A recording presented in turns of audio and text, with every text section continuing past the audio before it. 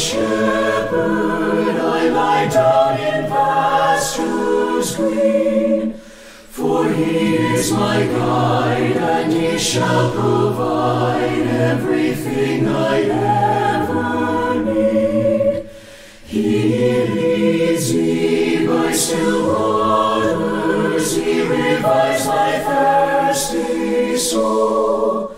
In his righteousness he directs my steps, for his sake he makes me whole.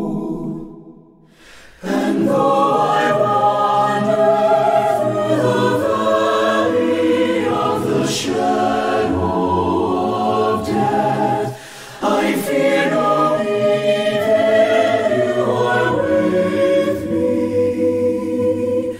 Comfort with your rod and staff. You have set for me a table in the presence of my foes, and anointed me with your majesty. My cup fills and overflows. Surely goodness, love, and mercy shall forever follow me. In your house of praise I will spend my days, and will live eternally.